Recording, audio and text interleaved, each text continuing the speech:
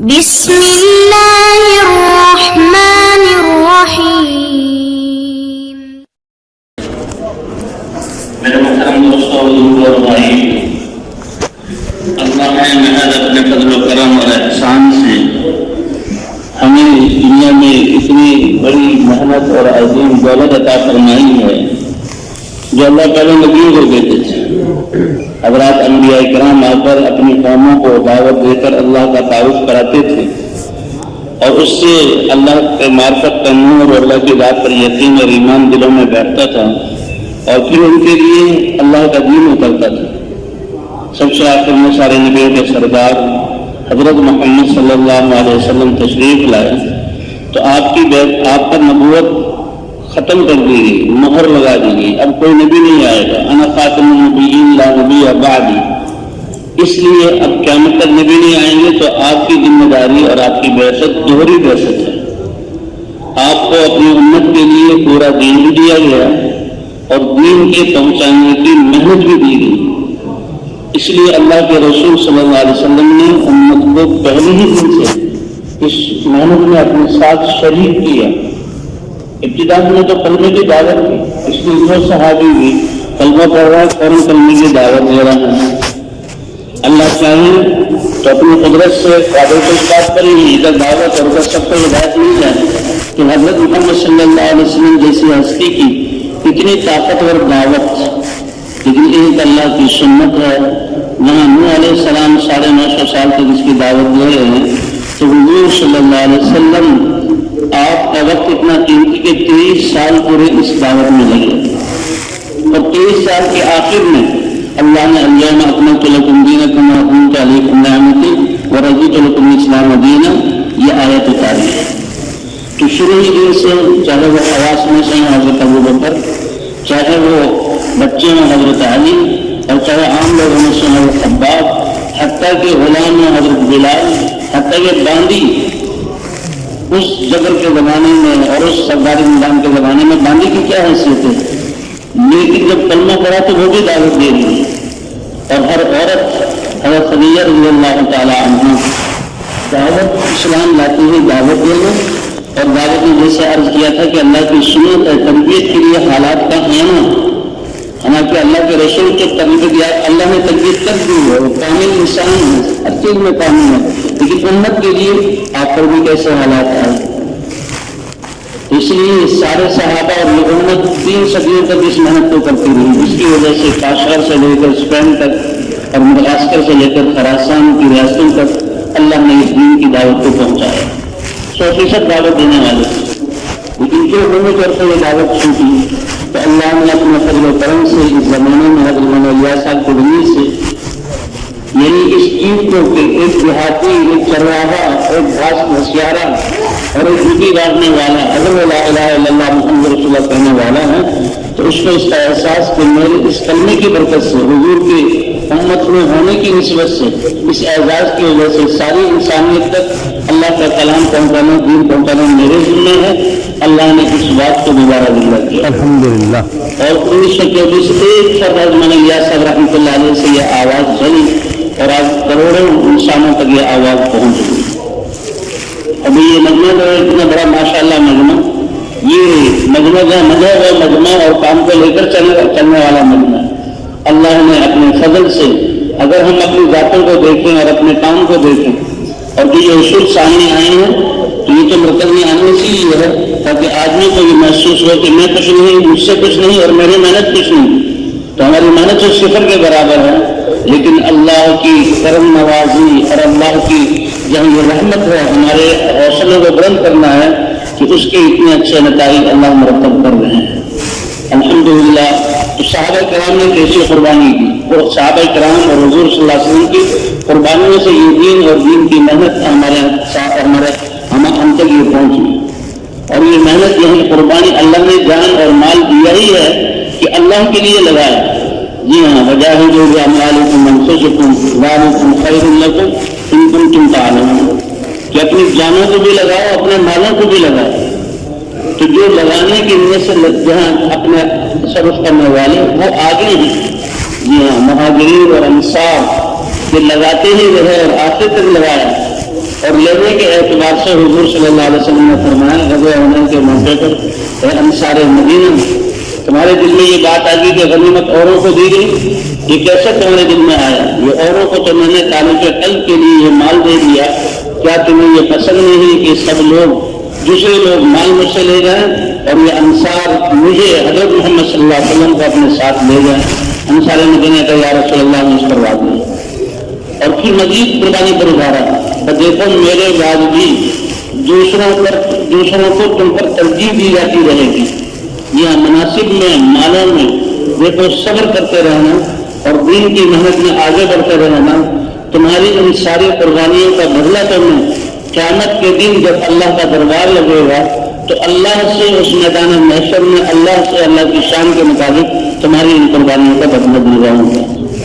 بھائی جب اللہ نے ہمیں یہ محنت دی ہے تو اس میں بچانے کا جذبہ نہ ہو، لگانے کا جذبہ، جیسے یہ سارے بھی دعوت دینی ہے، لوگوں کو یہ پیغام پہنچانا ہے اور ساری دنیا کے انسانوں کی نیت کر کے کہ کامیابی اللہ کے دین، اللہ کے احکام اور حضرت محمد صلی اللہ علیہ وسلم کی سنت طریقے پر مقام کو پورا کرنے میں ہے۔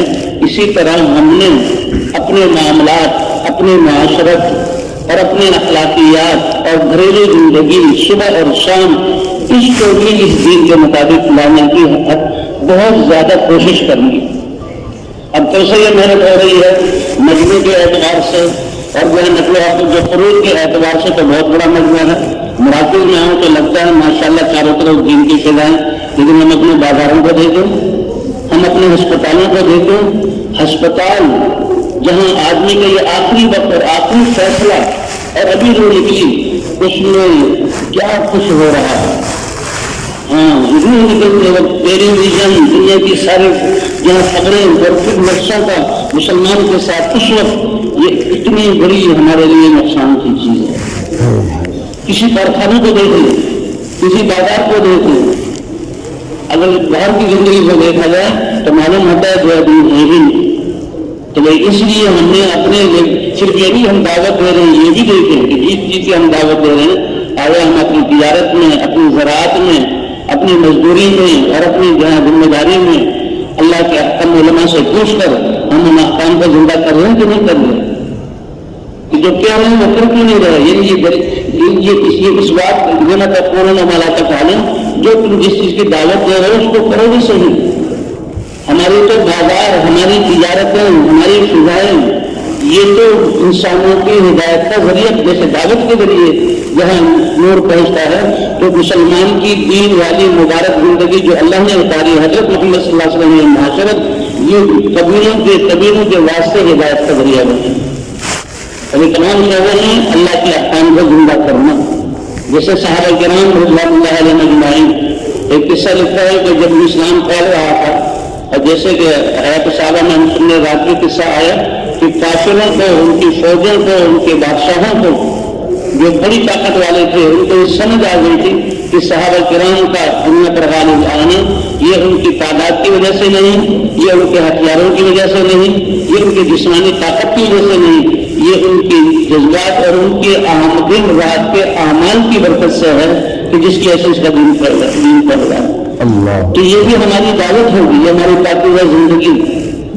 اور جیسے گھروں کے بارے میں بتایا، مسلمان گھر میں یہ بچہ پیدا ہو جائے اس کے لیے کتنی بڑی سعادت کی بات ہے، لیکن اگر بھائی اس گھر میں دینی ماحول نہیں ہوگا تو مسلمان بچہ مسلمان گھر سے بگڑ کر نکلے گا۔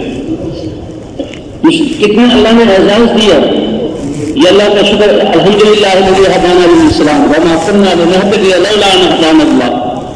یہ اللہ نے ہمیں ہدایت دی، ہمیں چنا، اسلام مسلمان گھر میں پیدا ہوا اور وہ بچہ اس کا یقین بھی بگڑا ہوا، اس کے اخلاق بھی بگڑے ہوئے۔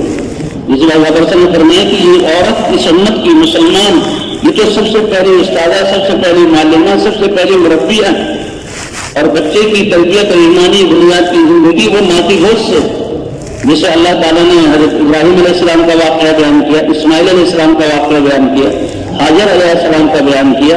یہ تین ہی ہیں جس سے کنبے اور خاندان بنتے ہیں اور آگے جو ہے وہ زندگی چلتی ہے۔ تو ان تینوں کا واقعہ قرآن پاک میں اللہ نے اسی لیے بیان کیا کہ تم ملت ابراہیمی پر ہو، قربانی میں تمہاری قربانی حضرت ابراہیم علیہ السلام کی طرف، اور بچوں کی تربیت اور دین کے لیے قربانی حضرت حاجر علیہ السلام کی طرف۔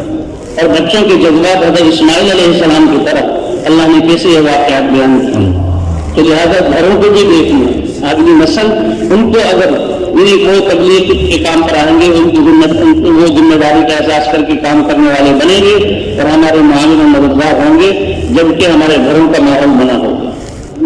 کہتے ہیں جو بچہ اردو ماحول میں پیدا ہو، اردو گھر میں پیدا ہو، یا جو بچہ عربی گھر میں پیدا ہو، تو ان کو عربی اور اردو سکھانے کے لیے پی ایچ ڈی کی ضرورت نہیں ہے، اور کسی بھی پی ایچ ڈی تو بہت بڑی بات ہے، کسی اضافی محنت کی ضرورت نہیں ہے. وہ گھر ہی کے ماحول سے اردو گھر میں پیدا ہونے والا بچہ بڑی اچھی اردو بولنے والا بنے گا، اور عربی ماحول میں پیدا ہونے والا بچہ بڑا اچھا عربی بولنے والا بنے گا. تو ایمان والے گھر میں پیدا ہونے والا بچہ مثالی ایمان اور اخلاق اور مثالی اعمال والا بنے گا، بشرطے کہ گھر کا ماحول ٹھیک. فرمایا کہتے ہیں ہماری عورتوں کو گھروں کے کام کے لیے نہیں ہے، وہ تو حضور صلی اللہ علیہ وسلم کی محنت پر اگلی نسل کو تیار کرنے کے لیے، جس سے حضرت صحابہ کرام کی مستورات تھی کہ عورتوں کو دین سکھا رہی ہیں، مرد مردوں کو دین سکھا رہا ہے، اور ان کی گودوں میں تربیت پانے والے بچے وہ پھر میدانوں میں اترتے تھے.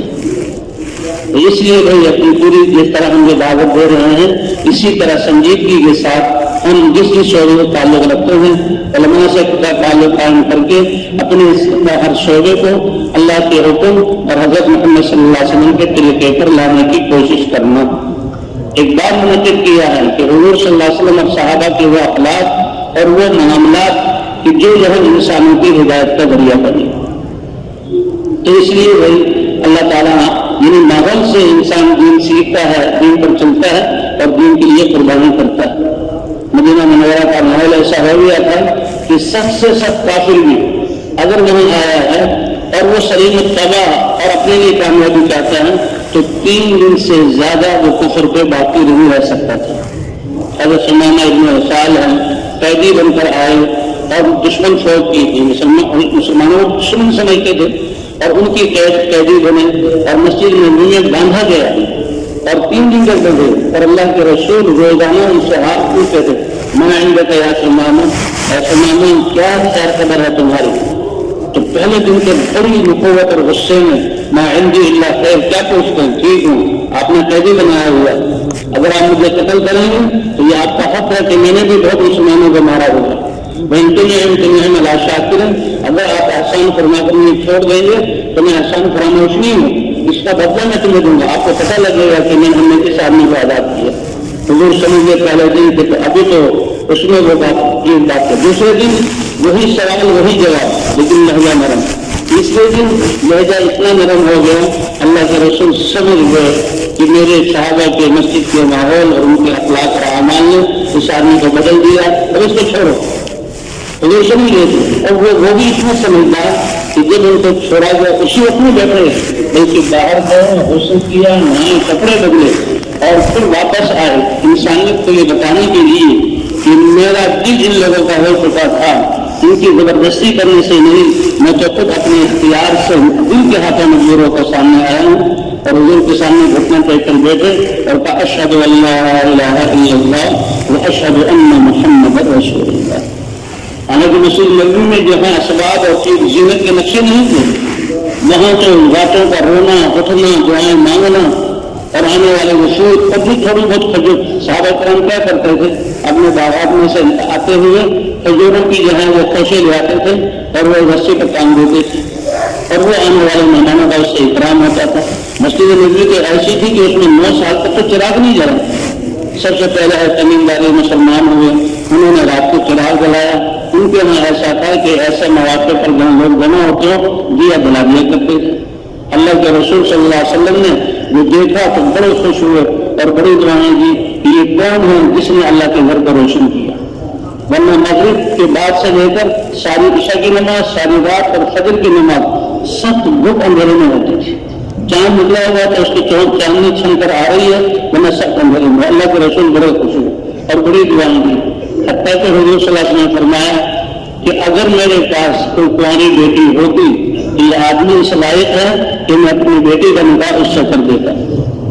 اتنی ضرورت کہ میری جب بیٹی کی شادی ہو گئی. ایک صحابی بیٹھے ہوئے تھے اور انہوں نے یہ بات سمجھ، یا رسول اللہ میرے گھر میں میری جوان بیٹی ہے شادی کے لائق بڑے خوبصورت، آپ اس کو اپنی بیٹی بنا لیں اور اپنی بیٹی بنا کر تمیمداری کے نکاح میں دے دیں۔ حضور نے تمیمداری کے نکاح میں دے دیا۔ اللہ، تو یہ مسجد جو ہے آج ہی ہم نے مسلم شریف میں کہا کہ اس گرمیوں کے دنوں میں یہ نیچے ریت بچھی ہوئی تھی یا کنکریاں تھی، سورج کی گرمی کی وجہ سے دوپہر کو اور پھر مدینے کی گرمی اور وہاں کی چلچلاتی دھوپ اور صحابہ کرام کوئی گری نہیں کوئی چٹائی نہیں، فرمایا کہ وہ اپنا کپڑے کا زائد حصہ اس پر جہاں زمین پر رکھ کر اس پر ماتھا ٹیکتے تھے تاکہ وہ گرمی جو ہے ان کے دماغ کو تنگ نہ کرے۔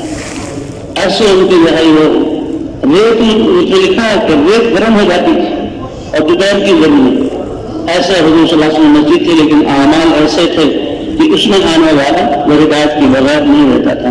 تو اللہ ہمیں بھی ہمارے بازار اور ہماری جو ہے دفاتر اور ہماری یہ عدالتیں اور ہمارے جو ہے یہ شادی بیاہ اور ہمارے یہ معاملات ہم ایسے ہو جائیں کہ دوسری قومیں جو آئیں دیکھیں اللہ ان کی ہدایت کا ذریعہ بنائے، اور ہمارے گھر یہ اللہ جو ہمیں مانگتے ہیں کہ بچے کے آنے سے کتنی خوشی اور کتنی مبارکبادیں اور کتنا غم دور ہو جاتے ہیں، ان کے حضور کی امت میں اللہ نے ان کو بنایا ہے، تو اللہ تعالیٰ ان کی صحیح تربیت کرنے کی توفیق عطا فرمائے۔ تو اس کی کوشش کریں گے نہیں انشاءاللہ۔ ہاں، یہ جو اذان کو بتایا گیا کہ یہ عزم وَإِذَا عَزَمْتَ فَتَوَكَّلْ عَلَى اللَّهِ، یہ اللہ عزم ہی کو دیکھنے کا ہے، بندے کا عزم ہو گیا پھر اگلا کام اللہ کا، اللہ فرماتا پھر مجھ پر بھروسہ کرو۔ تربیت کرنے والا، آگے بڑھانے والا، دینے والا نہیں ہوں۔ یہ ہو نہیں سکتا کہ انسان عزم کر کے اللہ پر توکل کر لے، ایسا ہو جائے اور نتیجہ ظاہر نہ ہو، ایسا ہو نہیں سکتا۔ اللہ آپ حضرات کو جزائے خیر عطا فرمائے۔ ماشاء اللہ آپ حضرات کی غلامت پر سایانہ تبلیغ کا، مقامات تبلیغ سے اصل مرکز اور بڑوں کے پاس آنا یہ ہماری ضروریات میں سے اور یہ جو ہے بنیادی جو ہے اصولوں میں سے آپ حضرات تشریف لائے اور یہ وقت یہاں گزارا۔ اللہ ہمارے یہاں آنے کو، سننے بیٹھنے کو قبول فرمائے، اور جو ہمارے دل میں نیتیں ہوئی ہیں اللہ اپنی منشا کے مطابق اعلیٰ پیمانے پر اس کو وجود دینے کی توفیق عطا فرمائے۔ درود شریف اللهم صل على سيدنا ومولانا محمد وعلى آل سيدنا ومولانا محمد وبارك وسلم عليه۔ اللهم لك الحمد حمدا دائما مع دوامك، ولك الحمد حمدا خالدا مع خلودك، ولك الحمد حمدا لا منتهى له دون مشيئتك، ولك الحمد عند تنفس كل نفس وعند طرفة كل عين، يا حي يا قيوم برحمتك نستغيث، أصلح لنا شأننا كله ولا تكلنا إلى أنفسنا طرفة عين، لا إله إلا الله الحليم الكريم، سبحان الله رب العرش العظيم، والحمد لله رب العالمين۔ اللهم إنا نسألك موجبات رحمتك وعزائم مغفرتك والغنيمة من كل بر والسلامة من كل إثم، لا تدع لنا ذنبا إلا غفرته ولا هما إلا فرجته ولا دينا إلا قضيته ولا ضالا إلا هديته ولا قربا إلا كشفته ولا مسافرا إلا سلمته وبلغته ولا حاجة من حوائج الدنيا والآخرة وهي لك رضا إلا قضيتها يا أرحم الراحمين۔ يا مصرف القلوب ثبت قلوبنا على دينك، ويا مقلب القلوب ثبت قلوبنا على طاعتك۔ اللهم أقبل بقلوبنا وقلوب جميع المسلمين إلى دينك يا رب العالمين۔ اللهم ردنا ورد جميع المسلمين إلى دينك ولا جود دينك يا أرحم الراحمين۔ إليك رب فحببنا، وعلى صالح الأعمال فقومنا، وعن سيء الأخلاق فجنبنا، وعلى الصراط المستقيم فثبتنا، وفي أنفسنا لك رب فذللنا، وفي أعين الناس فعذبنا، وعلى الأعداء أعدائك أعداء الإسلام فانصرنا، اللهم انصرنا ولا تنصر علينا، اللهم زدنا ولا تنقصنا، اللهم أكرمنا ولا تهنا، اللهم ول علينا خيارنا ولا تول علينا بذنوبنا شرارنا، اللهم إننا ضعفاء فقوي في رضاك ضعفنا وخذ إلى الخير بنواصينا. اللهم إن نواصينا وجوارحنا وقلوبنا بيدك لم تملكنا منها شيئا، وإذا فعلت ذلك بنا فكن أنت ولينا واهدنا إلى سواء السبيل، واهدنا إلى سواء السبيل، واهدنا إلى سواء السبيل. ربنا ظلمنا أنفسنا وإن لم تغفر لنا وترحمنا لنكونن من الخاسرين. ربنا لا تحمل علينا إصرا كما حملته على الذين من قبلنا.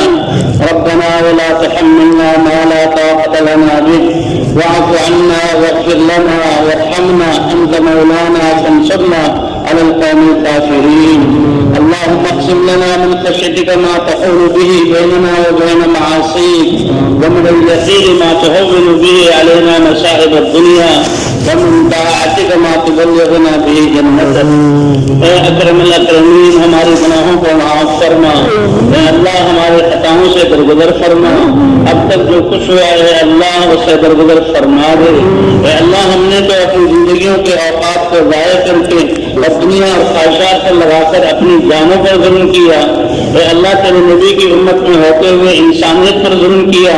اے اللہ ہماری نسلوں پر ظلم ہو رہا ہے. اے اللہ اس ظلم کی کیفیت سے ہمیں نکال دے. اے اللہ اپنے اوقات کی قدر کرنے کی توفیق عطا فرما دے. اے اللہ ہم کمزوروں کے کو آپ نے یہ کام حوالے کیا. ہم تو ہر اعتبار سے کمزور ہیں. اے اللہ ناقدری سے بچا لے کہ یہ ہم سے چھن نہ جائے. اے اللہ اس کی ناقدری سے بچا لے.